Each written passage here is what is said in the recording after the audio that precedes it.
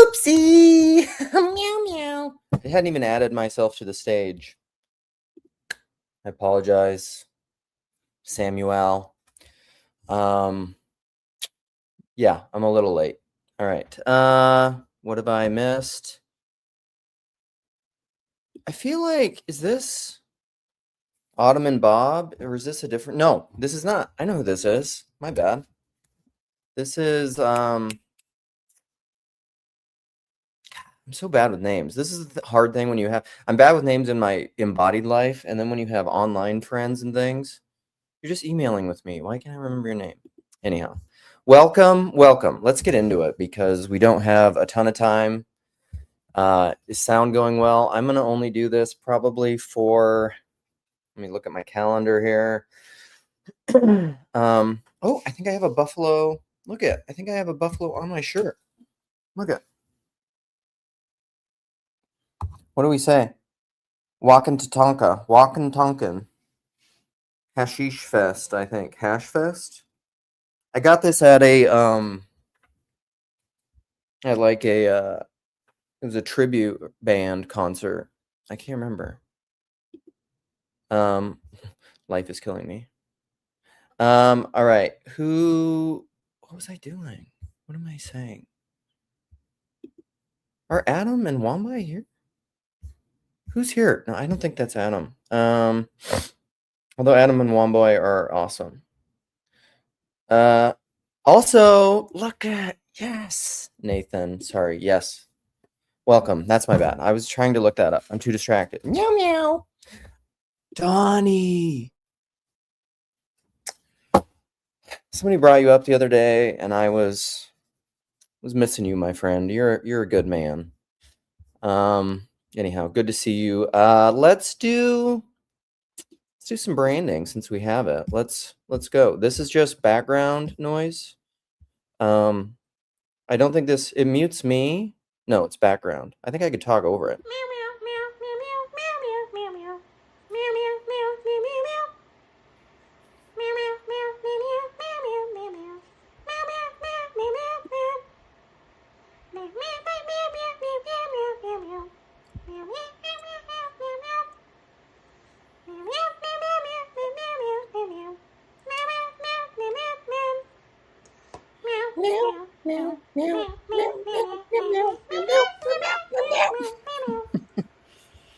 All right, let's just stop it. This is just getting rid of the riffraff. One of the big things before we get into this this is a very important, serious intellectual distinction for me. However, caveat, you can always be right and be wrong. Well, thank you, friend. You can always be right and be wrong, or you can be wrong and be right. So you can be right about the propositions. You can say all the right words. You can parrot the creeds. You can parrot the orthodoxy. You can regurgitate facts and information and live them wrongly. It's actually going to relate a lot to law and spirit because my boy, St. Paul, says to Timothy in 1 Timothy 1, the law is just. The law is justice. Here we go. Claire, Mark D. Parker, you are going to be forefronted in this thing. And I hope you're available to come on and chat, although I know you're busy. Loved you on PVK's live stream. We're going to play some stuff about it. We're going to talk about land ownership as an example, and we're going to talk about law and spirit. Because I would say that Christianity forefronts spirit. The spirit of the law. Have we heard this? The spirit of the law? I don't know what this means. So we're going to get into it. I think I already lost track of what I was talking about. Law and spirit. Oh, right and wrong. What was I talking about before that? Rewind.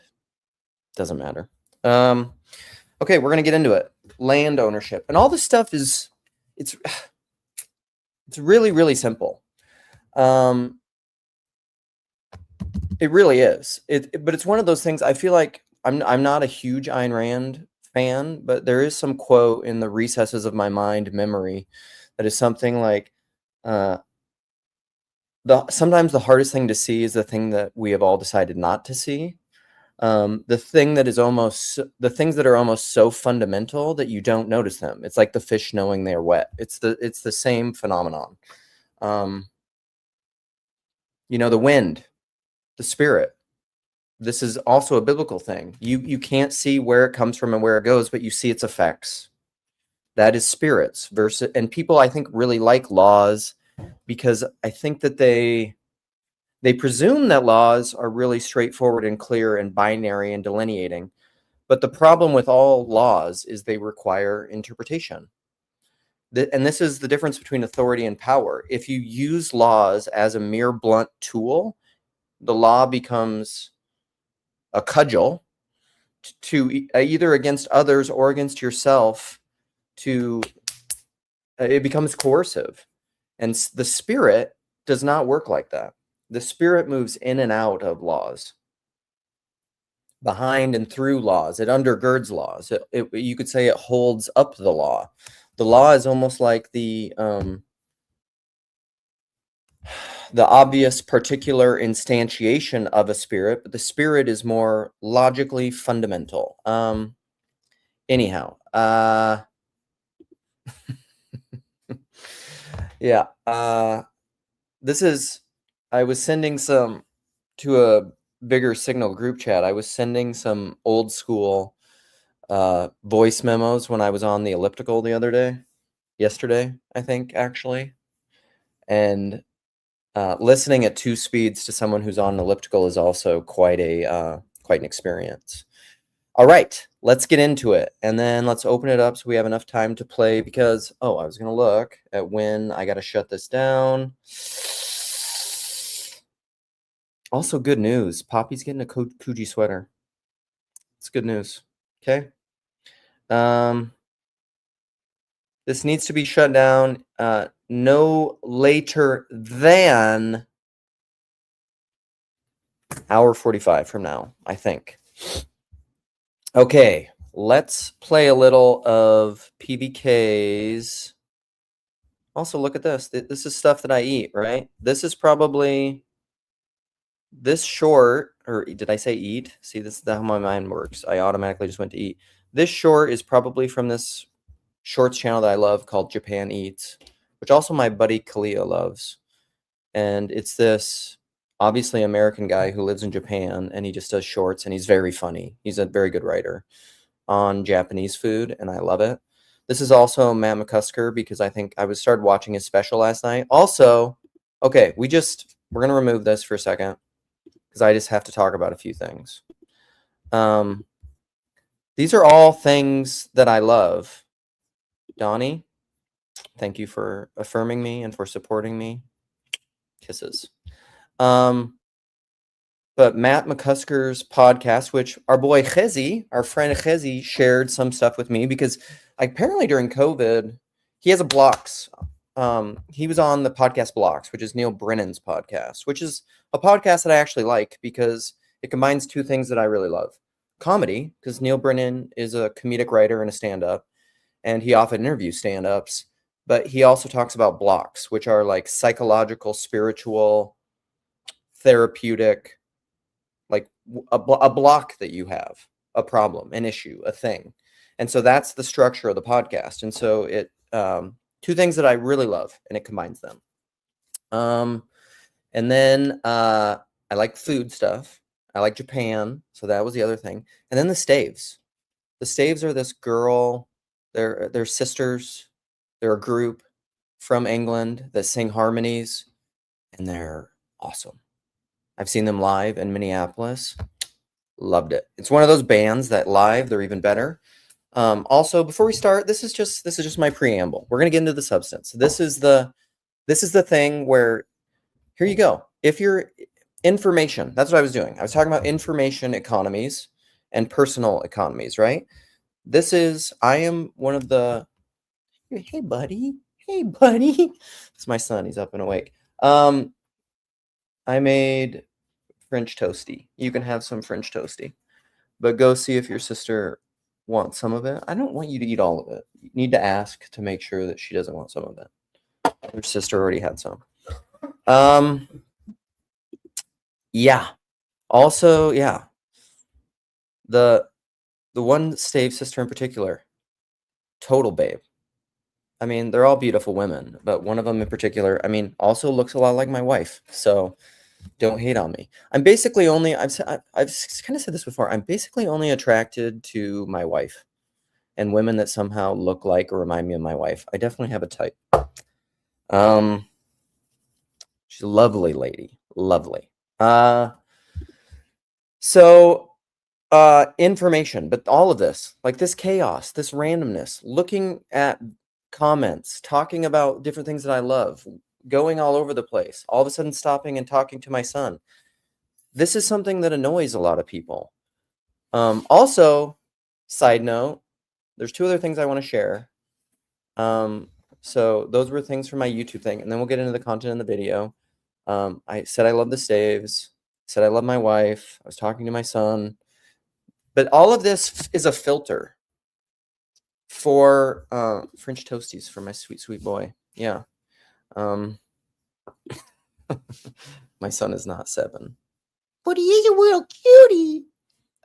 He's a little cute guy. Isn't he? Sitting right over here. You don't get to see him. He's off camera. He's a lurker. He's a lurker, but in real life. Can you believe it? I actually think he would actually really love TLC. He's gone to an estuary with me. I think he would like this kind of vibe. He's similar to me in a lot of ways, likes thinking about ideas, but I think he's probably a little, he's just at the beginning phases of starting his life. He's a Zoomer. He is probably leery about, this is one of the lurk things. He's probably a little leery about putting himself out there all the time on the internet and talking about things and just having it out there on the internet. He said that to me before. He's just like, I think it's crazy that you say all this kind of stuff on the internet. I think you're a crazy, crazy man. What are you going to do? The other thing I really want to talk about before we go into PBK's live stream and we talk about land ownership. Oh, and to wrap up the information economy versus the personalist economy. People who aren't here for the spirit of TLC and the randos and out of love and some sort of affection for me and the fullness of me aren't going to stay and endure this. They're going to be like, what are you talking about? I want the information. Give me that information. I want facts. I want logic. I want law. I want substantive information. I will get into that, but there's going to be a lot of silliness. There's going to be a lot of silliness. Is our boy Nathan here? I'm glad. I like you. Nathan, if he likes thinking about ideas, he will hate TLC then. Listen, he's my son, and he loves me. So he gets relational ontology and personalist knowing, because he not only does he listen to my ideas occasionally and sometimes understand them or seemingly understand them, he knows me. He knows as he is known. 1 Corinthians 8, that's personalist knowing, my friend. You can't divorce the ideas from the person who is espousing the ideas, because, meaning and information. You can have infinite information and it will never give you meaning. Sorry, I gotta mute this because my son wants to tell me something and I don't want to, this is a privacy thing, and I'll come back just a second.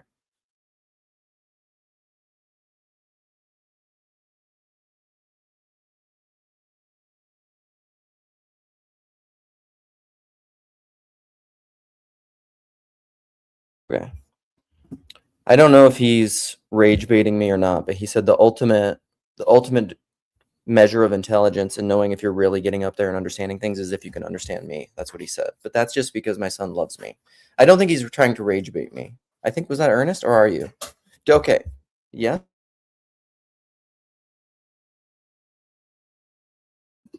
He's just playing with me. Okay. So, all right, here we go. The last thing that I want to talk about before we get into the content of land ownership and more law and spirit, and we open this up, is I saw the movie Hamnet with my wife. Okay, I'm gonna I'm going to show you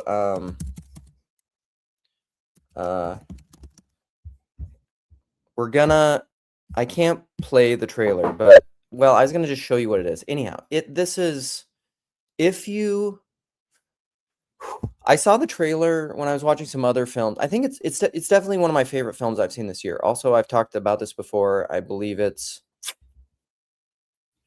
Norwegian, Swedish, maybe. I think it's Swedish. But the movie Sentimental Value, one of my favorite films of the year. Hamnet's definitely up there. So I saw the trailer. I knew it was going to be good. The trailer makes me cry every time. I had seen the trailer probably 3 or 4 times. Makes me cry almost dang near every time. And I knew I wanted to watch the film. Like I just knew it. I was like, this is going to be good. I know it's going to be good. So then I decided to read the book. Every once in a while when there's a movie coming out that I'm really excited to see, and it's based on a book, I read the book first. And the book was excellent. Really liked it. Maggie O'Flannery or something like that. I can't remember her name. Who wrote the book. It's really good. It's like a fictionalized version because I guess we don't know this much stuff about Shakespeare. It makes me want to learn a lot more about Shakespeare and his life, but about like it's kind of a biography of Shakespeare and his family and his life, really more so his wife probably, and their family and what potentially led up to his writing of the play Hamlet. And I think the movie is better than the book. It's so good. This is where I'm very evangelical. If there's something I love, I am gonna just it affected me so much. It is a beautiful movie. A beautiful movie. Okay. Now that's the Hamnet end. Now we're gonna talk about PBK and the live stream and Mr. Mark D. Parker. Okay. All right, here we go. Do we have settings correct? I think I slowed it all down. Curious about just politically in this, and I'm not trying to troll you, but it just always surprises me. Is the audio working? Tell me if the audio is working. I will look at the comments. Let's keep looking. This is where PBK is. He'll ask a question, then Mark will respond, and we're going to get into some of this. All right.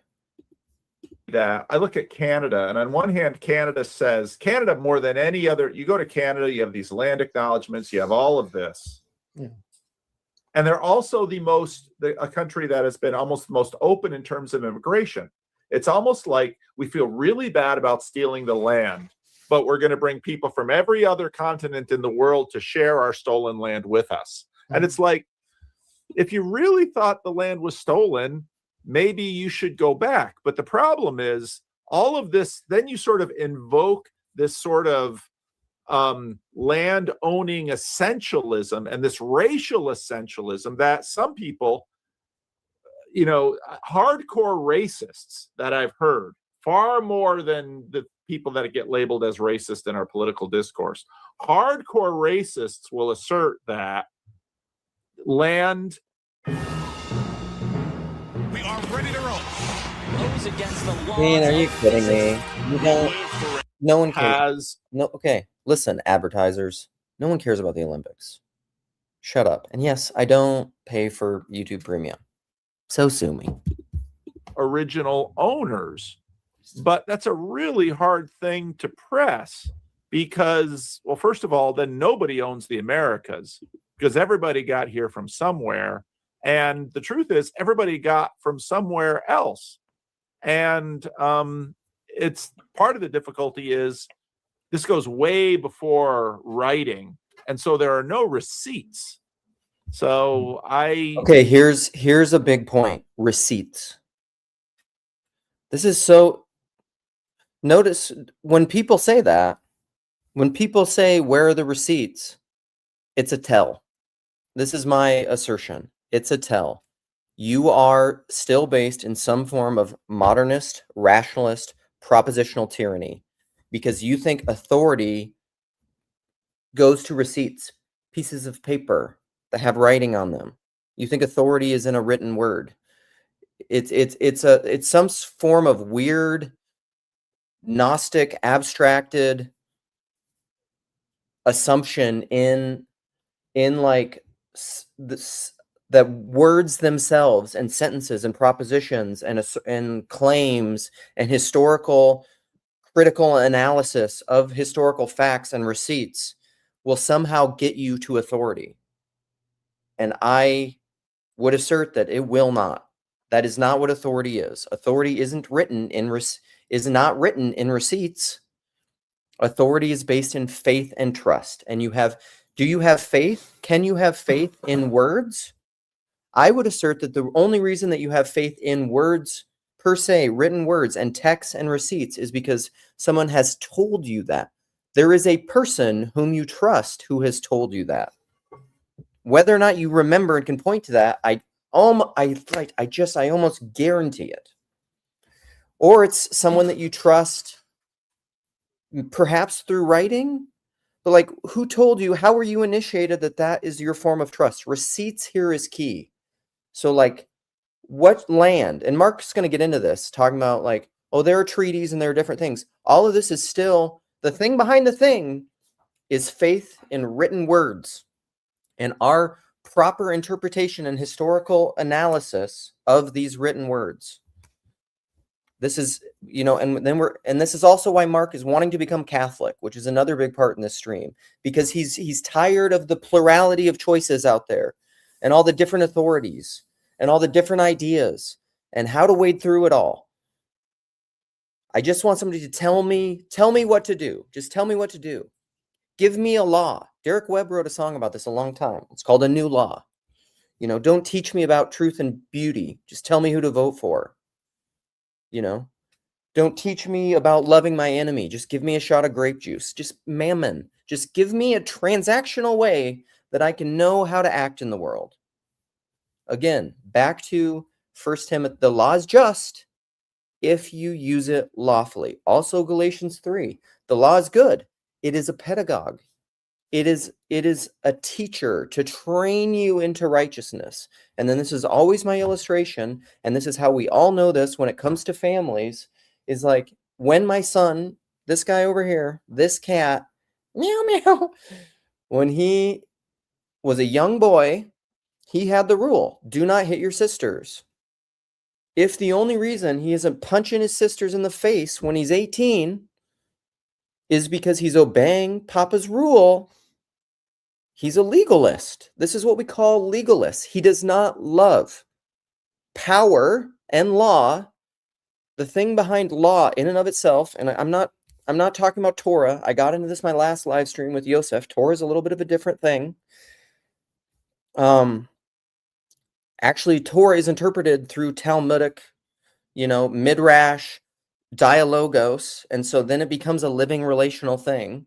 So Torah is not the kind of legalism that you can have just with like straight law, because the spirit of the law is the interpretation of the law. If all you have is the rule, don't hit your sister, and the only reason he's not punching his sister in the face is because of the law and the fear of the consequences of the law, he has not yet begun to understand love. Mere lonely power has no power to create, but love is the power of power. George MacDonald. Love is the thing behind the thing that gives power and authority to mere law in and of itself. Okay, we're going to end rant. Keep going with clip. Here we go. I'm just surprised when I listen to these things. I think by just saying these things were done on the colonialist project, be it in the Americas or in the Middle East. It's not about this is the justice problem. We can't go back and rewrite history. You have to be godly where you find yourself, and be truthful and love your neighbor. I can be honest about the circumstances in which I find myself. Be truthful and honesty and humility. These are all adverbial. These are all ways of being in the world. Verbs, not nouns. Or mere adjectives, which is the world of identitarianism. Just mere labels, Don't teach me about it's a Derek Webb lyric. Don't teach me about truth and beauty. Just label my music, Just put a stamp on it. This is Christian music, you know. And this is a Derek Webbism too. He said Christian applied to anything other than a person is a marketing term. However, I think it also became a marketing term. I'm a Christian. You know, what is that? It's just a label. It's a kind of pre-internet prophylicity. You know, what is a Christian? It's a very old TLC debate. And say, yeah, I got a real lucky bounce here. I'm the beneficiary of one of the ultimate great acts of theft and injustice perpetrated in human history. If you combine both the Native American genocide and slavery, hey, I'm a winner on that. I scored big time, and I didn't, and I don't have any blood on my hands either. I didn't kill anybody or beat anybody senseless to get this. Now what do I do? Well, I think there's maybe part of what the Canadians are saying is we're going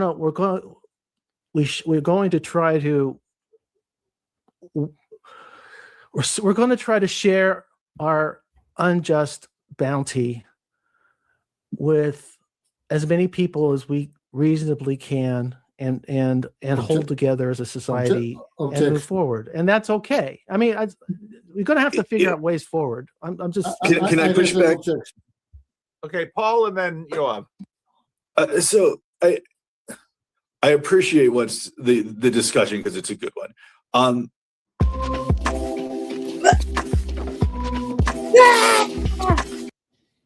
Hi, I'm here to talk about Floribiome Live Probiotic. It's a liquid probiotic that you take a tablespoon every morning. Thank you. Land ownership is downstream of institutions of a legal framework that gives you the right to land. See, like all of this, Paul Allen, love you. You know, he's had a couple randos on my channel. He colonized the whole TLC and PBK with his universal basic institutions. But like that, again, that's receipts. What did he say? Let's go back. Land ownership is downstream of institutions of a legal framework. Okay, land ownership is downstream of institutions and a legal framework. Legal, written, propositional, legislative, fiat. That gives you the right to land. So rights are based in writing legislative fiat. This has nothing to do with I would say we confuse this for authority. This is all power stuff. This is all transaction. Unless there is good faith behind any of that stuff, it is only enforceable by power. It's the same thing in a family. If my child does not want to obey me, then there is no authority. All there is power. There's only proper authority when my child wants to obey. And that doesn't mean that I don't exercise discipline as a parent. And that doesn't mean that doesn't change and evolve as the child grows. Because the law and discipline is given in love as a gift by a proper parent in the hope and the faith that it will be a means of instilling and giving the child the fruit of love and proper obedience, which comes from the place of their own conscience and submission to their rightful authority. Otherwise, it's just power. This is the same at every level. It's the same with land. And whose land is it? Like, if it's just like, I have the receipts and the documentation for this land, unless the other person agrees and submits to that whole thing, the faith behind the written receipt, then the only way you can enforce it is power. And how do you do that between peers? Like, then the body of that institution is the same as like the body of a family that has a head and an authority that's telling people what to do. but the members of that body have to submit to that head, or else it's just power. And then there's collapse if the power and the authority breaks down. This is an argument. I'm not going to stand by this 100%, but you could argue that the whole idea of ownership is an anachronism when you push it back too far. And so we're taking our legal structures and placing it upon people who are living in different institutions, and then we're saying there's this continuity here. Yeah, I agree. There was not.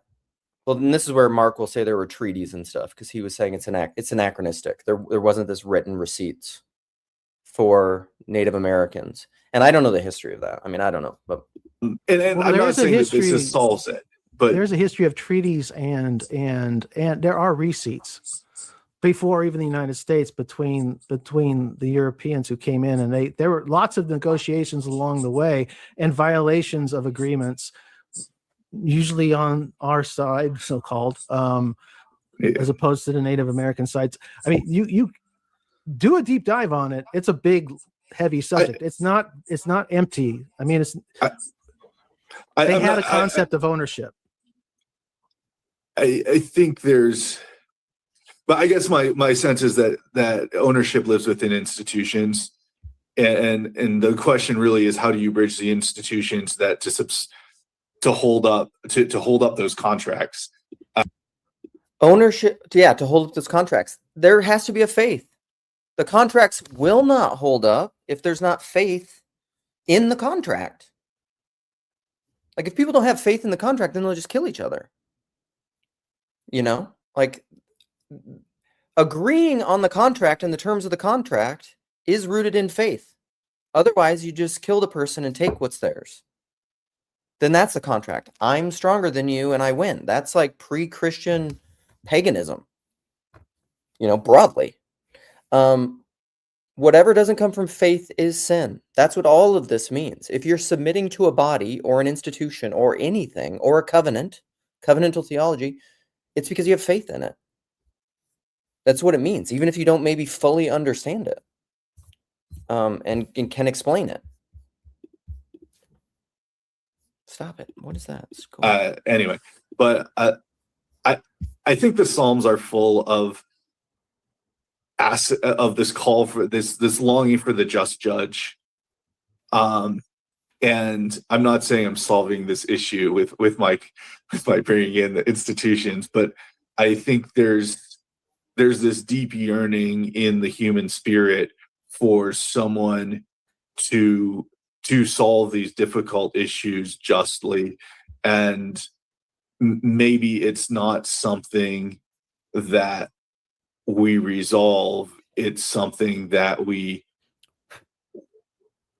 yearn for God's goodness and God's justice in the situations. Maybe we learn obedience by what we suffer. This is the false hope of, I think, a lot of dispensationalists kind of left behind Christian eschatology. Kind of what I grew up with is like, the world is terrible, the world is chaos, the world is just like, the sky is always falling, the world's going to hell. We just watched American Beauty last night with my family, which I hadn't seen for a long time. Disturbing movie, but also, well, it was just me and my oldest son, who he was very disturbed because thank God my son's kind of a moral guy, but he's just like, and it's also like the dad in the movie's about my age, and he's just like got the hots for this high school girl, which is gross. And I was like, what? It'd be gross if I just like was crushing on one of your high school friends? He's like, yeah, that's disgusting. But yeah, it's an interesting movie. But like the one dad, the neighbor dad in that movie is just like, the world's going to hell, you know? One who just like hates all the gays and stuff too. Which is why, like, also I'm talking about a movie, YouTube, when you're shadow banning me and not letting people know when I'm streaming. Put in the comments, were you notified? If you have clicked notifications on my channel, were you notified that this stream was happening? Because we got there because I was talking about American Beauty and the world is going to hell. The sky is falling because the neighbor dad in the movie thinks the sky is falling. That's how we got there. Keep up. So I can't even remember what I was saying. Back to the video. Sorry. I got too distracted. What was that? It's something that we yearn for God's goodness. And Oh yeah, that's what we were talking about. We were talking about like dispensational eschatology. God, that's the thing, is again, we want a new law, or like Jesus is just going to come back and fix everything. Maybe, but how is Jesus going to come back and fix everything? Depending on how you answer that question, you're going to get different eschatologies of how these things work out. My view is that Jesus is coming back through manifesting Christ in me fractally to the whole world, and that when we all become holy as he is holy, and that our holiness exceeds that of the scribes and the Pharisees, then there will be peace in the world because we will be peaceful. There will be truth in the world because we will be truthful. We will be transformed through what we suffer, and what through we long suffer in learning to love everyone up to and including our enemies, which we have a hard time doing. We have a real hard, I mean, this came up, this is the whole pluralism conversation. This came up yesterday. It was just so funny to me at this brewery that I go to. I'm having some really good conversations with a guy who puts it on, but then these other people come in and they were just like, oh, this has just been so hard, and we need to be around people who, who think like us. And I'm thinking, to some degree, that's necessary. That's part of like what my whole stream was like. You can't actually be friends with those with whom you actually disagree, which is again back to the faith of the covenant thing. You actually can't communicate to someone where you don't have implicit faith, because like you'll stop communicating with them. Either you will resort to some sort of power dynamic, false power dynamic. This is postmodern critical theory, which is true. You will resort to a system of power, or you will exhort to actual force to dominate the other person, or you will submit to dialogos and conversation to try to work through your differences. But that's faith. You have faith in your relational dynamics and your ability to work it out through time in co-suffering with each other. I don't know what you're talking about as far as crybabies. I mean, sure. Also, but here's the thing, mods. Calling names, that's a rule of my channel. That is a rule that I have established in my flotilla as a ship captain in this channel. If you call names, you can be muted or booted. It's kind of a 3-strike thing, but you can be muted. Mods can mute people that call names. And you can be like, oh, I don't trust your power thing. Then leave. That's like, that is, as the head and the only authority of my channel. I don't know who else would be the authority of my channel unless we just want to make it democratic. But then that kind of democratic egalitarianism just dissolves into nothing, because it falls prey to the same postmodern systemic problems. Because it's not my president kind of thing. Because that happens with both sides. So like, don't call names. Okay. And mods, exercise discernment and wisdom, but like it's all this stuff is related. Listen, Nathan, seriously, that kind of shit, thank you for your tears, that's condescending and rude. Don't do it. Or I will ask mods, Glorious Cope, again, condescending and rude. Mute him. Seriously, don't do that. The end. Like, on X, I did this to Claire. She constantly would not listen to me, and I've been very, very patient. And then eventually, like, this is my channel in my house. Like, if my kids continually don't listen to me, should there be consequences? Yeah. Yeah. Yeah. And don't, this isn't breaking a rule. Jan can say that. He's not breaking a rule there. and God's justice in the situations. And I think there's, because our humanity is going to be imperfect in these resolutions. All right, Yoav, and then or T wanted something too, and then I'm gonna close the screen. Here's the top 3 lies you've probably heard about mushrooms from brands who've tried to scam you out of your cash and tips. Okay. My objection. Say that I'm a refugee from Sri Lanka and my house has been burnt and my family has been killed, and I survive only one of my family in a raft on the shores of Canada, and I seek refuge in Canada. I think by everybody around here's principle, then I am granted refuge, whether the land is stolen or not. It is irrelevant whether one tribe stole the land from another tribe in Canada. As a refugee, I'm granted asylum. Say that I'm a Jewish refugee escaping from Odessa, and just me left, and my house was burnt, and my family was killed, and I arrived by a boat to the shore of New York. Then I'm granted asylum in New York, whether one tribe stole New York from another or not. So the question whether one tribe stole the land from another is just irrelevant to the question whether you accept refugees or not. And I'm going to just repeat my initial statement. The Canadian Supreme Court has no jurisdiction in deciding which tribe stole the land from what other tribe, unless the Supreme Court assumed that his tribe did not steal the land from any other tribe. And then it cannot possibly get to a decision that his tribe stole the land from another tribe. All right, All right. T. Okay, we're just gonna stop there because I need to drop the link, and people can come in and play. We could talk about this again before I drop the link. Bring Nathan back. Listen, he can come on. He can hit the link, but I think Phoebus timed him out. Listen, Phoebus criticizes me all the time, but Phoebus also, I think, knows how to follow the rules and to not. I mean, not always. Here's the thing. Sometimes, even my friends, sometimes in mods and stuff, I think I'm just like, don't do that. Like you're breaking the rules. Don't do that kind of thing. All right. So what am I doing?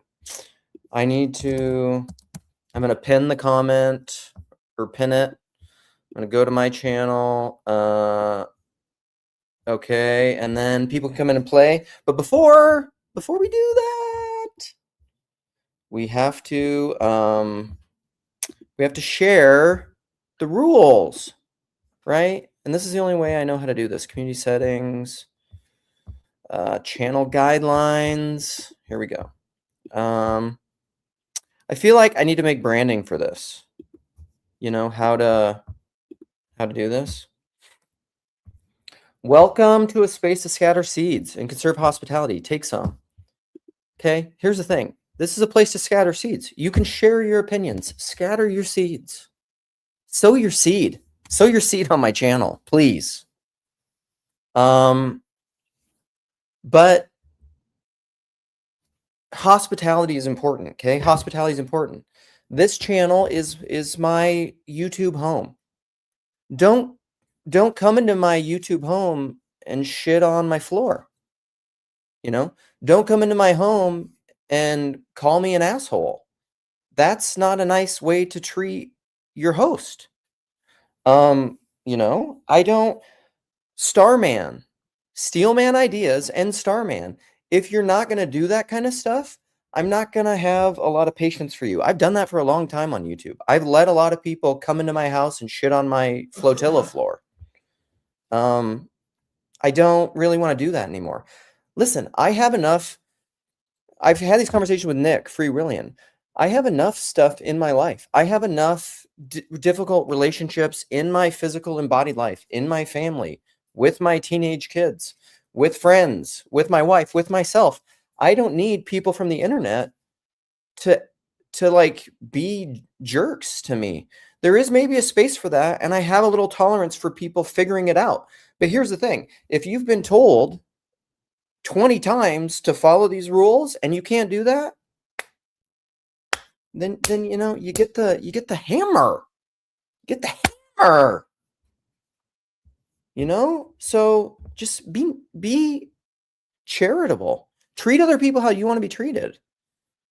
You know? That's just it. Don't call people names. No name calling. Steelman ideas, which means the Tim Keller thing. If you can't re-articulate a viewpoint in a way that not only would the person own it, they would say, yeah, that's even better than I could say it. Then you're boxing phantoms, and you have not yet come to know as you are known. Starman persons assume good faith, which is really hard to do.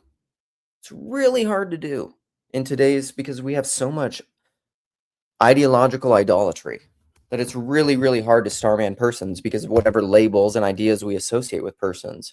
So it's really hard to see through that to the person itself, you know, to the young, innocent child in that, before we were jaded and bitter and angry and resentful and full of animosity and greed and backbiting and all those fruits of, not of the spirit, fruits of the flesh. Charity. Okay. Try to listen and ask genuine questions more than you talk. It's hard for us talkers. Okay. It's hard. Try not to interrupt. And I reserve the right to moot and boot. And I also really suggest that the mods do their job in the comments. And then it's my job to moderate the people who come on stream. Okay. Those are the rules. Okay. If you can't follow the rules, sorry. Daddy got to drop the hammer. Papa got to do it. Okay. All right. Here's the link. Here we go. You can come on and play.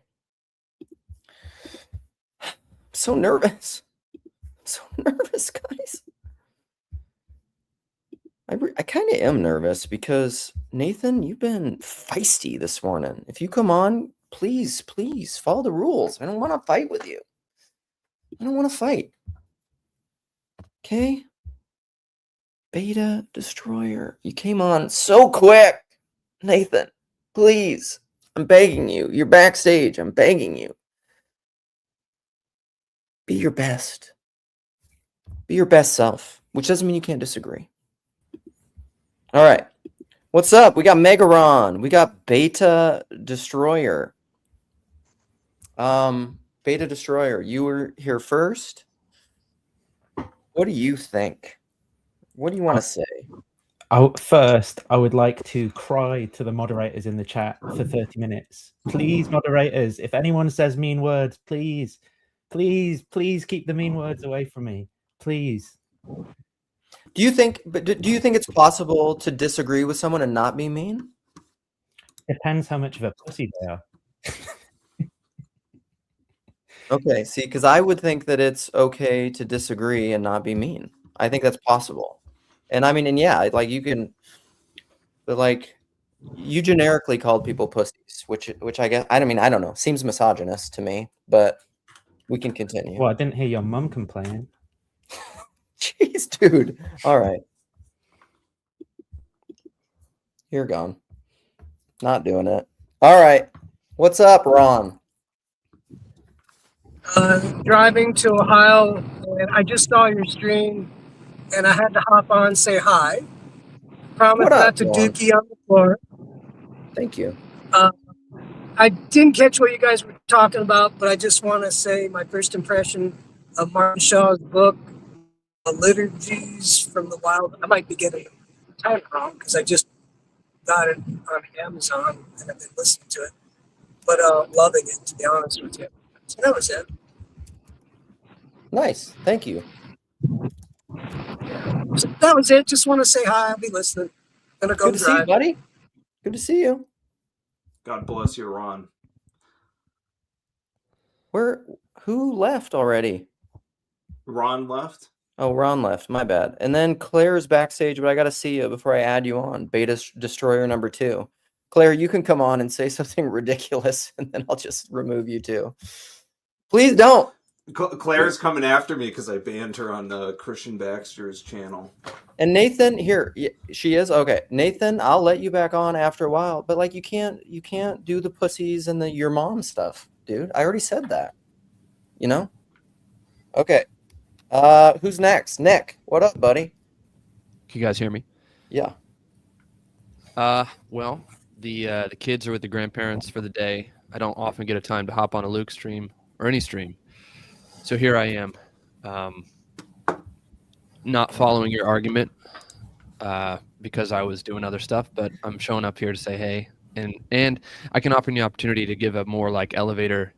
We're in there for 30 seconds, make your pitch, which maybe you need anyway. So you're welcome. Of what I'm trying to say? Yeah. I'm saying that spirit is fundamental to law, and that if you are looking for receipts when it comes to land ownership or anything, that's all being there's a thing behind the thing, which is trust, which is the spirit of trust that's behind any of that. And I think if you don't have that, it will collapse. So the people that are just looking for receipts, whether it's in Rome and the magisterium or whether it's in land ownership or anything, they're not going to get what they want because trust is fundamental. That's my pitch. Anyone can respond to that, or Joseph. I don't know if you were going to say No. So I don't appreciate that you skipped me over to I'm sorry. Address Mr. Free Willian over here. I get it though. Thank you for just saying. You can just say I don't appreciate that, and that's fine. Yeah. You. I appreciate Joseph being skipped always. Yeah. So I didn't want to come on here and make fun of anybody or straw man anybody. I just sincerely wanted to come on to have us men of Proto-Indo-European descent acknowledge the that we can't go back in time. We can't undo the Aryan invasion into the Indian subcontinent or the expansion past the Caucasus or the bell breaker culture. None of this, and we just need to acknowledge that we are beneficiaries of that Proto-Indo-European expansion. We can't do anything about it. Can't undo the evils of destroying pre-Vedic society or religion. But I just want us all men of Proto-Indo-European descent to make a stance against this and join the milk abstinence pledge that to show our solidarity with the people indigenous people of India or Europe. We will all take a moment to abstain from milk drinking. That's Ethan, was that milk? Okay. I think this is what Mark would want. So this is just a stance to help Mark and to, not demonize Mark Parker for his outrageous views, but rather understand him and join in that solidarity. So yeah, Nick, I know. Can I touch your brown Indian boobies on stream for some white racists to make them sexually confused? What are we, Nathan? Are you talking about your fiance? What's that, Nev? I don't think you can touch her boobs. Yeah, this should just be an American stream only. Sorry, there's just some really weird. You and me press ups right now. Let's see who's more or less of a bitch. Let's go. Press ups. Nathan, I kind of do want to have a push up competition with you, but I don't want to do this. Sorry, you're done. Yeah, American exceptionalism is not being overturned by the Brits, but. Sorry. I'm not in peak form. I really think I could probably only do. Now, this, depending on where you're standing, this may seem like I'm being cocky, but to me, it feels like I'm not in that great a shape. Like I could probably do 60 push-ups, maybe at this point. I don't know. But okay, going back to land ownership, Luke, you're saying it's something that is written down. It's this literary thing.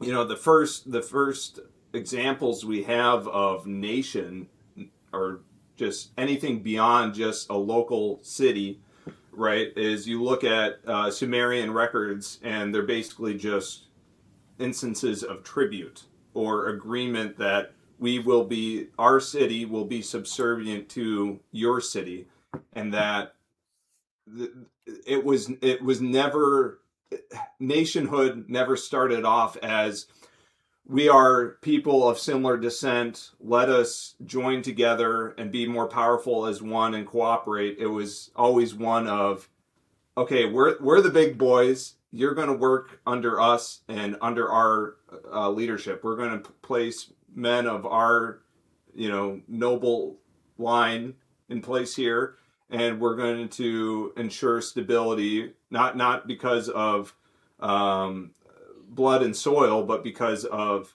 our, our will to power over this area. And something that I think is totally lost on someone like Mark Parker is that the transformation of what we understand society and citizenship is totally transformed by Christendom's appropriation of, like Plato's ideal of what a citizen is. And we shifted away from, the improvement of the Greeks over, the Babylonians is one of your citizenship is measured insofar as you have a capacity to propagate and improve the existing community. And Christianity took that a step forward and said, regardless of your capacity to engage in this civilization, you are a citizen because you're made in the image of God. You have the dignity that is due to you. And so I guess what I'm just trying to say is that there's a bigger conversation of what even civilization is that is not even applicable to the dynamics of pre-Columbian America or the colonization of the Americas and Africa. That it's completely comparing apples to oranges. And I think what Mark Parker is trying to get at, and this is I guess where I'm trying to steelman him, is he's looking at the encroachment of these recently acquired lands by certain tribes with an established power like America coming in and setting up shop. He's looking at that as if Russia has invaded Ukraine or something, or the Bulgars have taken over Serbia or something. He's looking at it different weights. I don't know if any of that made sense. I couldn't really listen to all that because I was doing the push-ups. So hey Joseph, can you sum it up in one sentence? What? I was hoping Joseph would sum what he rambled on for in one sentence, if it's give us your pitch in just like a few sentences. Well, my pitch is I only came on. Go ahead, Joseph. You're the white man. Sorry, under Sharia law, I do not permit a woman to speak in public. Get out of here. Well, no. My pitch is. It's not your stream, is it? I think that he was just kidding. All right, let's do your pitch. It's an old joke. Yeah. So, would you like to sum up what you were saying about Mark? It was some kind of Aryan invasion theory. No, we were kings. So once again, you failed to realize what I was originally saying was a joke. So that was all a joke earlier. No! But, okay, you weren't promoting Christian nationalism and telling Mark. No.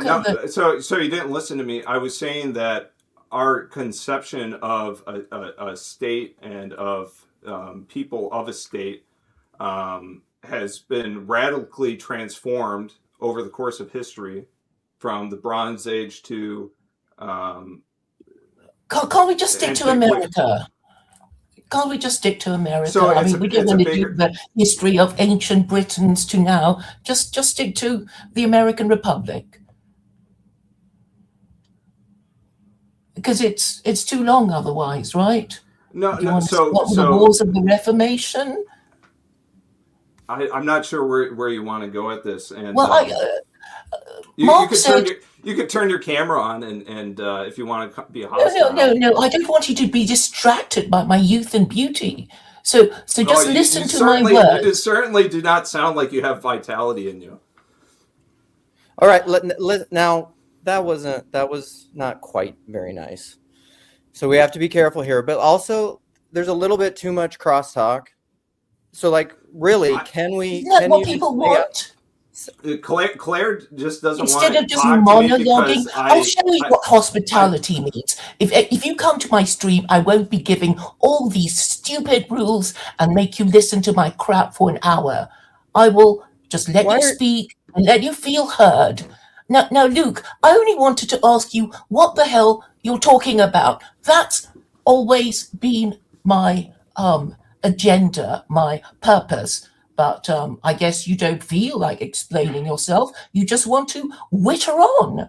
And you have all these jerks wanting, prepared to listen to you monologue for a whole hour and more just to get on. Kick me now. Kick me. mentally ill person. No, it's so Claire, I was gonna say I tried to summarize everything that I was saying for Nick earlier when I said all receipts, all covenants, all agreements are preceded, they're undergirded by trust. So that's what I was saying. But seriously, I'm not gonna let people on the stream who break the rules. Claire keeps telling me like I should have rules, and then I enforce the rules, and then she gets mad at me. Ethan, do you have thoughts? Look at Rigel, come on stream. We need some calm. This is too calm, as the kids say. I was going to ask you what the difference is between a body and an institution, because I think that you use those as separate things, and I use them interchangeably. So I don't know how you delineate, if you delineate. I think that an institution, and people would probably disagree with this, but the way that I think of it is that an institution is a subcategory of a body. And I think that an institution is particularly something that has emerged and has a intrinsically bound connection to the technology of the written word. And so I think institutions are bodies, corporate bodies that emerged in the like dominance of the written word. And that's why I think they have a particular, the reason we're talking about receipts is because we think of institutions as merely bound to the written word. That's why we're talking about receipts. Yeah, okay, that's a very clear distinction. I would just like about land, I would make one small point. I lived in Alaska for 3 months, and there's lots of land that is nobody owns. You can do whatever you want, and you can get eaten by bears. So it's like you can have that and get eaten by bears, or you can have land that's safer and you don't get eaten by bears, but then somebody owns it. And one's not necessarily better than the other, but like without ownership, there is a higher degree of chaos. Although there's lots of chaos when people own things too. Well, that could be, but you could say, I mean, and part of this is like, it's unavoidable, but I think like even in pre-European colonization, American, Indian, Native American things, like they didn't, I don't know for sure. I don't know the history of this. I don't know that they thought of things because they were kind of nomadic as land ownership, although there was some degree of that because the tribes lived in certain areas. It was like, there was like wolf packs. Yeah. It was like you respected certain limits because you knew that there would be hostility if there was encroaching upon it. So it would be kind of like crossing, a threshold that would be inappropriate. And even then, it wouldn't be perfect. Sorry, Chad. No, I was saying even then you would have kind of just trouble, difficulties. Yeah, there are no solutions, there are trade-offs. So in every medium, every way of people organizing, there's going to be positives and negatives. Like I don't romanticize. Right. Earlier times. I do. Well, okay, but here's the thing is, well, with a lot of these tribes that, are kind of in the public imagination as the poor people that were wiped out by European colonization and whatnot. A lot of what you saw in, like, especially middle America, Midwest, is you had Algonquin tribes that were migrating westward and displacing the peoples that originally inhabited those lands. And so it's just it's a very fluid state of affairs since time immemorial. And so it's kind of a moot point to act as if this land was, the providential allotment for this given tribe. I don't think that they looked at it in that way. What about all those damn new people who keep being born? They just keep invading us. I hate it. They're a suck. They're a suck on our resources.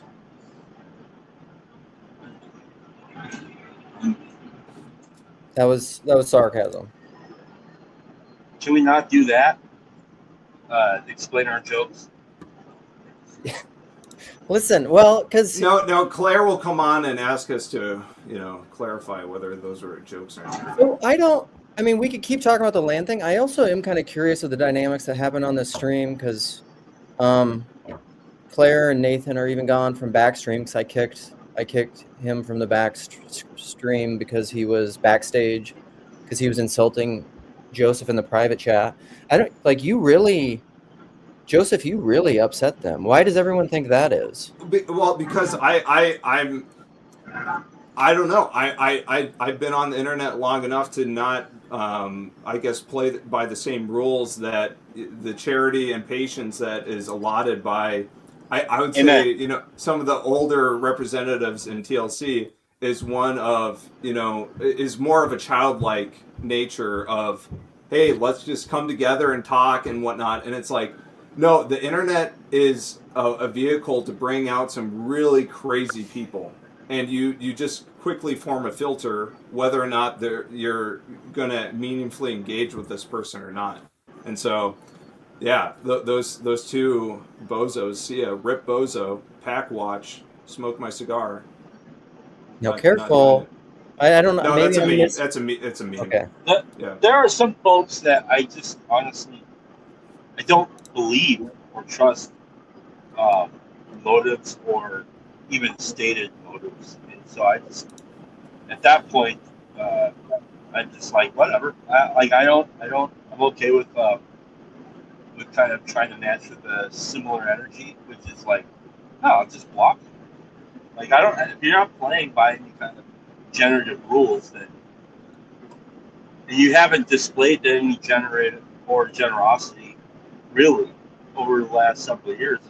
Well, why am I to think that it's going to change now? And I think that's what kind of happens when, at least when I get kind of like dismissive of people. Well, right, and that's my struggle a little bit with people like Claire. Is I'm just like, I've been trying to be very generous with you for a very long time, and now I'm just trying to actually hold to the rules, which is something I thought that you wanted me to do. And I'm trying to be clear when you ask me to be clear. But part of the problem is, and I was saying this to people off stream, is like, this is why I love that George MacDonald Lilith quote so much, when he says, like, I'm sorry I can't explain the thing to you, but the fact is there's nothing in you for apprehending it. I think I'm saying things that has substance. I just don't think that she can see it because she doesn't have the proper initiations. Because I think in order to see anything, you need initiations. Luke, the problem is you assume that she actually wants to see anything different, or that there's like an honest motive in it, and that's the problem. Exactly what you said, Luke, there too, with there's nothing in you to apprehend this. This is, I think, goes back to the question of citizenship. There's an implicit citizenship in TLC as insofar as it's a space, and you can identify where thoughtful or profitable conversation and dialogos will occur if they're inhabiting that spirit of citizenship. And that means they're going to play by certain rules. They'll have some boundaries that they can test, but there's a core identity there that cannot be just hand waved and think that it's, this is just a fun space where we can come together. There are boundaries to the garden, Well, I think people have to agree with that. It's like I was talking to that buddy yesterday at the brewery that I was at, and I was saying, like, this relates to the whole immigration thing. Like, you can't, to some degree, like in America, for example, you can't have open immigration to people who don't believe in democracy. You can't do that in a Yeah, democratic in country. in a democratic, in a democratic society, that is Because precisely. that's the base belief. You're no longer a citizen then, in the Platonic sense, because you're not a progenitor of that space you inhabit. Unless you presume a global democratic, not yet emergent thing. Then you could. But that's a Did different somebody thing than explain to America. me the republic part of this thing? Because I know that that's important. So, like, is In the idea America? of is the idea that the republic is the king itself, perhaps something like the the republic itself is like a proxy for a king, and then The Constitution is the proxy of the king. okay. In an American setting, the republic is democratic insofar as we elect. You know, this is ideal. All this needs to be, understood that it was written in terms of what the ideal state would be, right? So we elect representatives who will engage in the republic, so that we're not, stuck in nested cycles of genetic patricians that are, going to be the governing elite, that we have no flexibility in getting people in and out, right? So that's kind of where that comes from, I guess. But Thank you for clearing that up. Well, in my understanding is it's that we're a republic, or America is a representative democracy. So right. we democratically elect representatives, and then theoretically, like even in the Electoral College, I'm of the opinion, and I don't know if this is how it was formed, but it must have been, otherwise we would be just a democracy, that you elect representatives to the Electoral College, and then they can vote however they damn well please. Otherwise, what's the point? Right, and I think something that we are seeing right now is a breakdown of that original vision of was this a good idea, but also the fact that okay, there you go, PFK, yeah, because that would be progenerating the state, but I guess something that this applies to what we're seeing in TLC with the absurdity that was at the beginning of this conversation, is that there are necessarily hierarchies in reality, right? And that, all throughout history you would have different estates or castes or whatever have you, and not that those were ideal, but they're just necessary realities where there's going to be more competent people, more articulate people, stronger people, and with America in particular, we have this ideal that we are all equal, we are all equally citizens, and I think that's a good thing. I think that's a Christian thing that was how we got there. But the problem is we are in a state where there's great distrust for the elites that we have in our society, and that's a really bad place to be, because you want elites, and you want elites you can trust, and you want elites that trust the people below. And the American system was set up so that that trust would be greater facilitated than just ethnic or genetic lines. So those representatives are kind of like maps, or models that are kind of like they're not the territory themselves. They're kind of like an idea, or like you said, the ideal. Right. And so yeah, when they become corrupt, and yet they still hold the position, like that's nasty, dude. And yeah, and like it kind of like, and the problem is like it's combinatorially, what do they say? Combinatorial vocality, where it's not just in America now. Now, because like Claire can come on here and speak for American, even though she's not American. She demands, or says that she demands whatever. And then like, so this goes out, and we're having a global, combinatorially global explosive problem here. And then on, not to mention our own self-centered desires wrapped up in all of that. And perhaps I'm projecting, but yeah, what a mess. Oh my gosh. Well, Well, I yeah, think- oh, sorry. I think part of that, Chad, though, is because it's kind of like what I was saying earlier with democracy. There's somehow, I don't know that I fully understand this, but through capitalism, global capitalism, and technology, it's almost like it's that Nick Land quote of like, capitalism is the seeds of AI. There's something weird about global capitalism where people kind of presume a global democracy. People just kind of assume like that's just where we're going. Like liberalism has kind of overtaken the world. America's tried to spread democracy all over the world. That's the And so- post-world. Oh, sorry. Yeah. That's the post-World War II post-World War consensus. II consensus, and that's breaking down because Yeah. because of like the disaffected youth, Zoomers that have no respect for the game that's being played. Yeah, somewhat. No. No, that's related to, so like people are saying, because like people are still, there are some people that are like talking about justice for Nathan and Claire that are mad at you in the comments, and I think that's part of it. You are kind of a representative of, and I'll just put my cards on the table. Like part of this is like I know Joseph personally to some degree. Joseph, like he sat in my house, like he sat right over there on the other side of this table, and he lives somewhat close to me. Like we know each other, we've hung out. I've been in his hometown. And so like there's a degree of trust that affords. Now I will admit some of what he was saying earlier makes me uncomfortable, Yeah, but but- part of that is because the different mediums that he was talking about, like he's playing a different game than I am capable of playing because of his age and familiarity with the internet.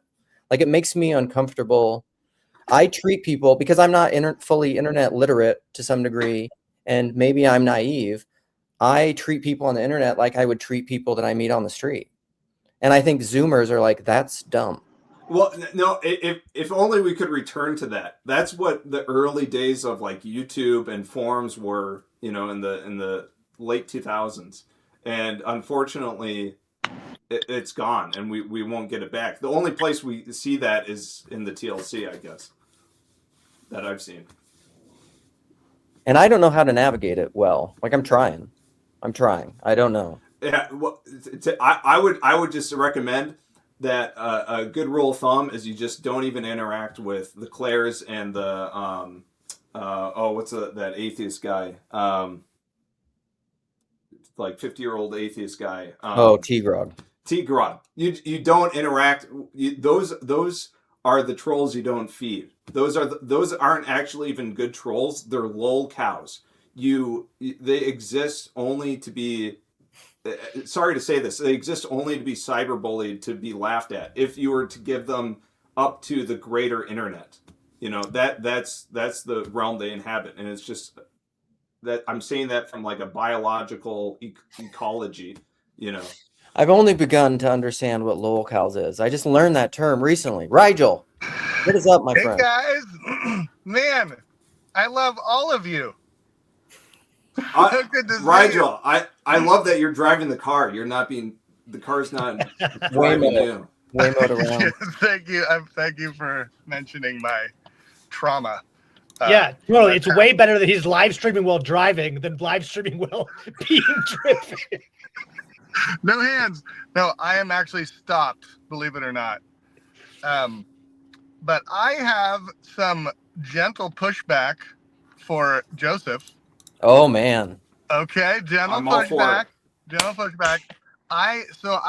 When Ethan was talking about Alaska and kind of the difference between living in Alaska versus living in the city, like I feel like the TLC, these channels are just like living in Alaska. Like you don't go out there to like have a curated Amazon delivery experience. You like go out there to be in nature, and maybe you'll like lose a couple fingers from frostbite and a leg from a bear, but like you feel alive.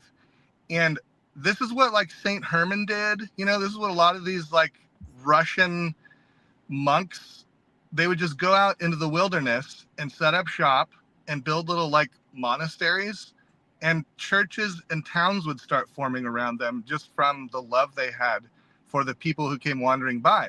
The love for people like Claire, who is maybe slowly coming out of the lurk. You know, she keeps coming back. She keeps coming back for like just a little morsel of food. And so my sense would be not to put like a biological kind of frame around people like Claire, but and maybe I'm talking about Claire too much when she's not here. I don't know. I would just like continue to make space with boundaries and just be quick to enforce those boundaries, because maybe, you know, maybe people like that, maybe there's a part of myself that needs boundaries too. And so like asserting some boundaries is just healing myself and the wild. Man, Rigel, I appreciate that. I obviously love you. That's great. That's fantastic. That's going to be my approach. Like I am not yet at the point where I'm ready to ban people. I banned Claire on Twitter, or I blocked her because I just don't want to engage her in that medium, and I don't want her notifications. And then I reply to, it's just like the same thing over and over that I can't keep doing. But like, I encourage her to keep coming on stream, keep engaging, keep doing all that stuff. But if you break the rules that I've now clearly established, then I will mute you, or I'll remove you from stage and I'll let you back on. And then if you do it again, then you're done for today. Sorry. And it's such a gentle enforcement. Like, you're not physically hurting them. You're just clicking end. Yeah, you know, it's like that's precisely what I'm saying. Okay, Rigel, I really appreciate your words. That's exactly what I'm saying. Is that it's you're just clicking a button to remove this person. You're not physically going there to hurt them or silence them from civilization. But I think there is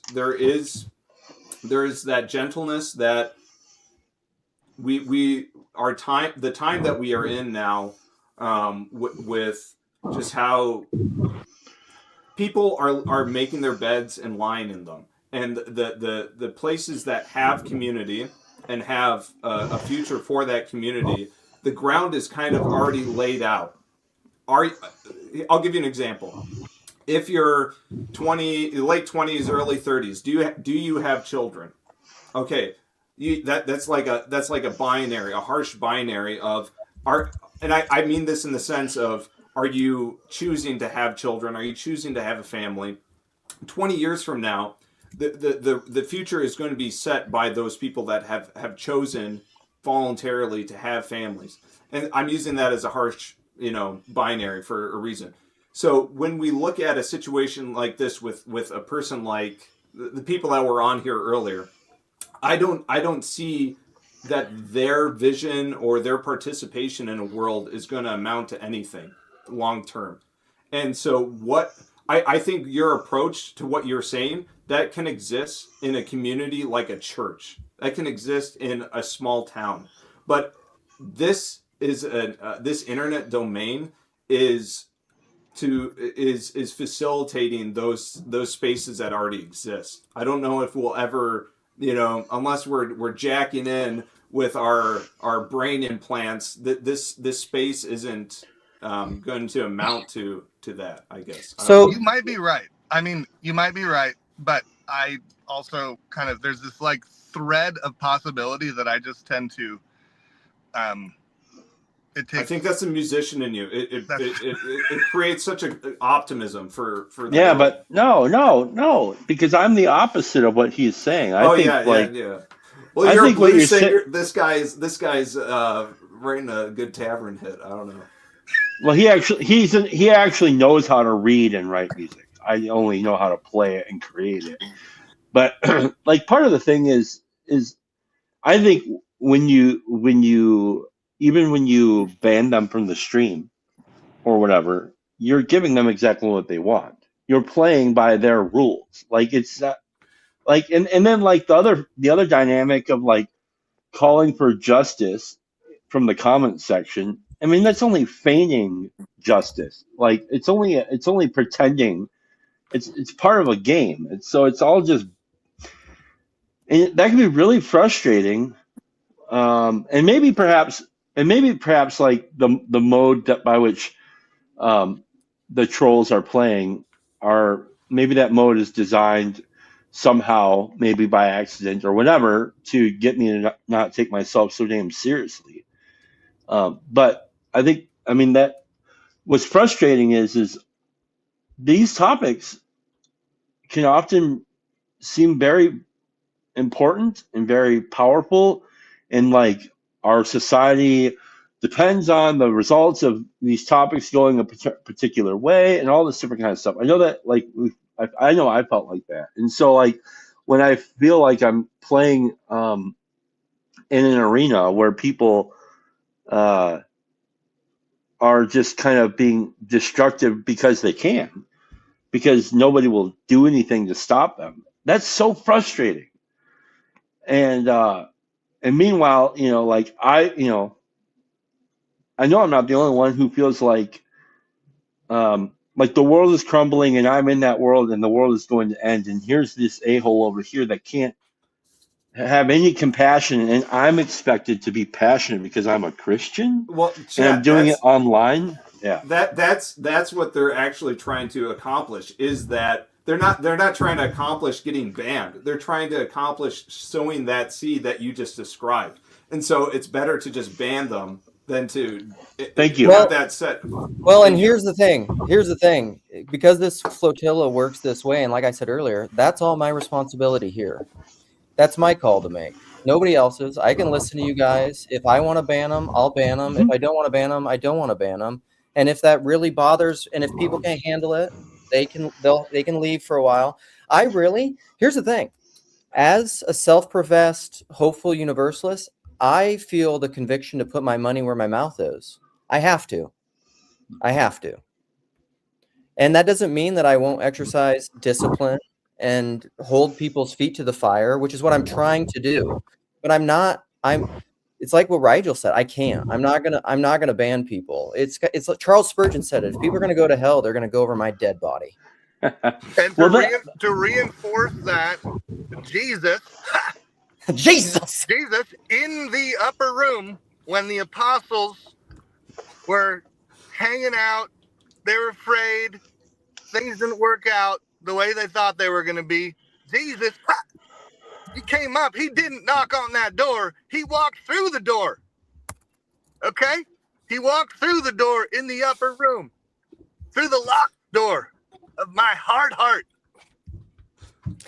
Amen. I gotta go. See you, fellas. All right, see you, buddy. Thanks for coming on. Hey, sorry for bringing up the temperature in your house. This is your house. Hey, buddy. I'm just trying to be your enforcer here. I don't know. Hey, Joseph, do you have a second, or do you have to go like immediately? Oh, what's up, man? Well, you've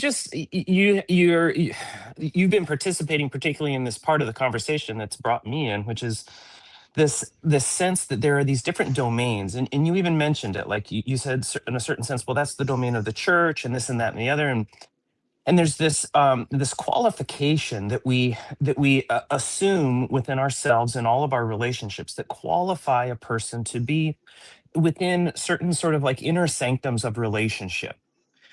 There are people that I would not think twice about having stay in my house for an extended period of time because I just know them that way and I trust them that way.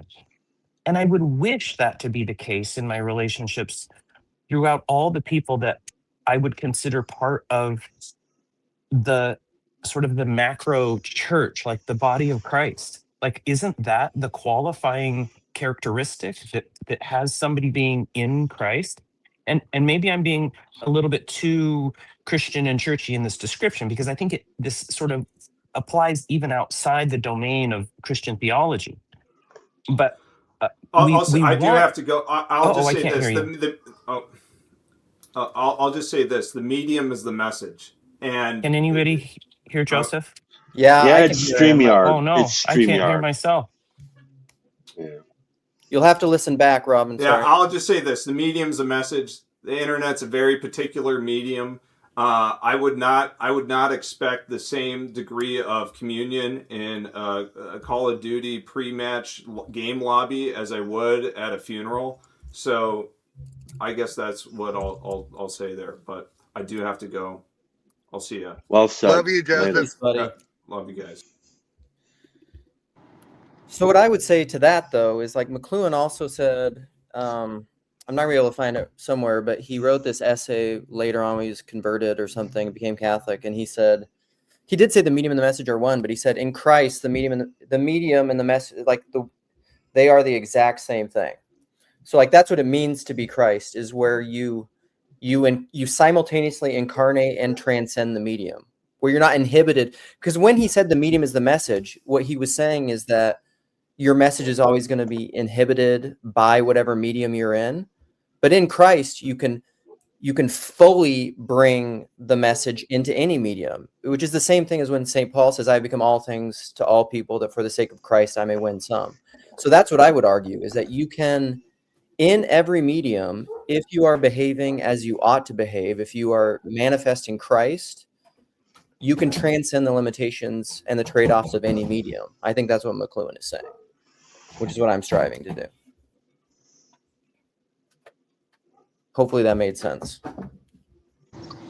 Totally made sense. Okay. And then since anyhow, we're going to have to close in 10 minutes. Let's do some final words. I think this is a good stopping point. I feel okay. My final word is I feel okay about this. I was very nervous when Nathan came on, and what I was nervous about happened. And I think it was a little uncomfortable, but I think it was okay. And I think it was good, ultimately. That's what I would say about all this. And I think I got to say the main thing about what I was trying to say about spirit and law and land acknowledgements. Because you get into problems. It's like that Billie Eilish thing from the Grammys when she was just saying, like, there are no illegal immigrants if we're on stolen land. And everybody was just kind of making fun of her because that. 'Cause they're like, how can the land be stolen if no one owns it? Like, that doesn't make any sense. Like, you're saying something that's like an oxymoron. Like, there can't be stolen land if no one owns it. So then, like, why don't... And then what I always say, too, is I'm just like, well, then give away your house then. If you really believe that, put your money where your mouth is. Don't just talk about it. Like, give your house up to some Native Americans then. But, like, people don't want to do that, you know? I don't know. So it's like, anyhow, that's my final word. Do you want me to go? I'll go for it, Ethan. I mean, my final word, I've just been thinking about like scapegoats. I mean, because essentially it's like you have this group and then it's like we send people out and then it's like the group coheres and it's like, are scapegoats fundamental? Like, can you not have a scapegoat? And I don't know. I really haven't read like Girard, but it was just interesting. I was just watching everything going like scapegoats. So yeah, I don't know. That's what I'm thinking about. Man, yeah, there's a lot. I'm going to respond to that a little bit, and then we can hear from Rigel in chat. I'll try to be brief, but like my whole understanding of the Girardian thing is his whole like his book on violence and scapegoating, where he came up with all this idea, was that essentially he's flipping the narrative that religious violence came out of that religion created violence. He's like, no, the scapegoat was actually a cure for violence. Religion was the antidote for violence because there was there was violence everywhere. Everyone did what was right in their own eyes. It's like the flood. Everyone was violent. And then what religion did was say, like, we're going to take our corporate violence and put it on one innocent victim, the scapegoat. One thing. We're going to take all of our violence that we all want to have, and we're just going to have a ceremony where we just like, this person takes it. That's what the scapegoat was. And so there is a way in a Girardian sense where you can... This is a conversation I need to have with Jess P, because this is what always happens. It's the Christ and Antichrist, where like the scapegoat was actually a cure for a problem.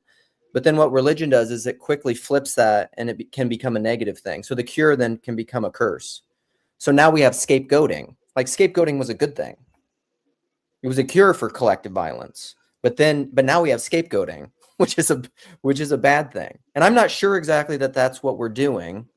Bodies are naturally going to include and exclude. That's just inevitable. Whether or not we're scapegoating, I don't know. That's my piece about that. Okay, Rigel, Chad, or Robin? Yeah. Medium is the message. That's what's standing out to me. And I have both a final word and pitch that relates to land ownership. That is something that I would pitch to my clients back in my real estate days when I was in like late stage realtor, where I was kind of like going full mystic and quoting Tom Waits lyrics to my clients, like, all that you love is all that you own, and like, what is ownership? You know, these are the conversations we'd have while driving around looking at houses.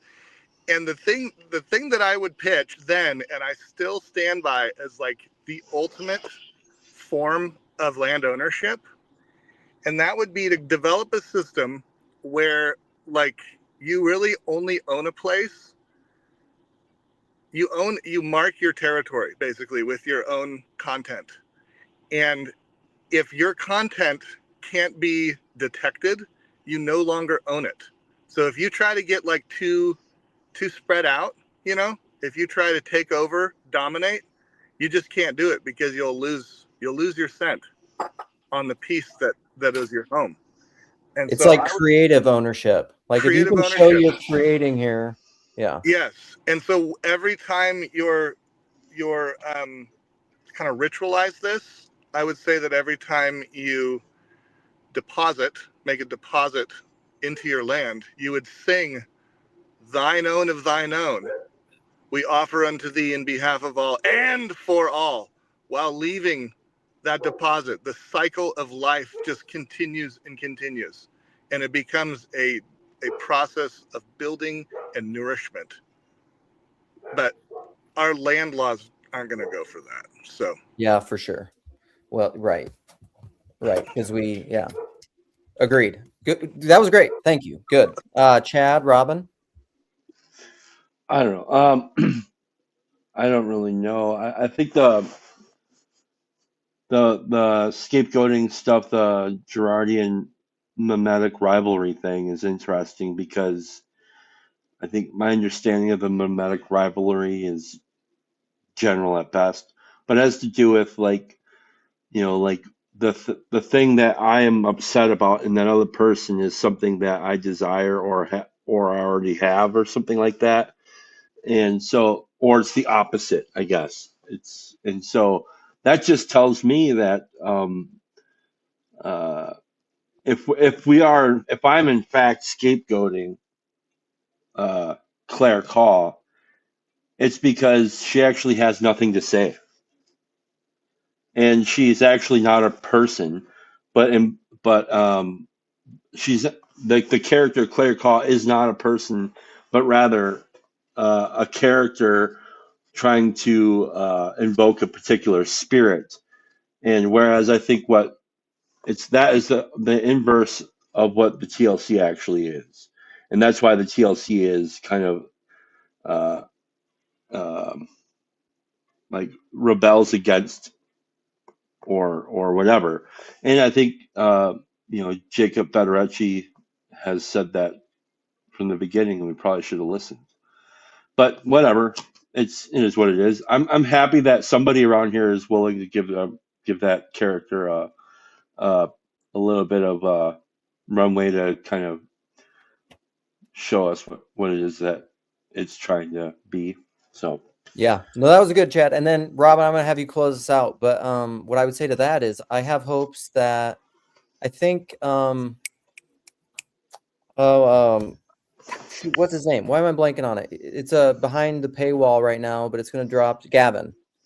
So like Gavin's conversation with PVK is gonna be dropping soon, and Gavin is one of those people. Like Gavin's a great example of he came into the TLC very much as like a colonizer who wanted to like rule and tell everybody what to think, and then he was transformed. And he's no, not that he anymore. wanted to help. he did did want to want help, to help. but I think Claire That's the wants to help too. difference. Okay. Well, That- anyhow, Robin, close us out. We'll see. Obviously, I'm interested in opening a whole new can of worms, so I'll tease spill us. it. But yeah, at some point, I would love to discuss how the desire for certain kinds of trustworthiness in relationship and intimacy in relationship um, are sort of related to this sort of centered set, bounded set thinking. I'm not sure if any of you guys are familiar with that term, but that we can be united and take cooperative, collective action toward a goal, and identify who is going in the same way, focused on the same things, by confirming what it is that we're doing, as much as we could, sort of trying to protect the boundaries of um, the sort of the needs of the group itself. And you kind of can't have one without the other in reality, because we care about each other. We don't want to see each other be hurt. And so we do need to, like, have that left brain, right brain uh recursion to see, is the thing that I'm going for, can I still get it with these other factors around me that may be interested in interrupting my effort, or taking the things that are going to be necessary uh as we go along.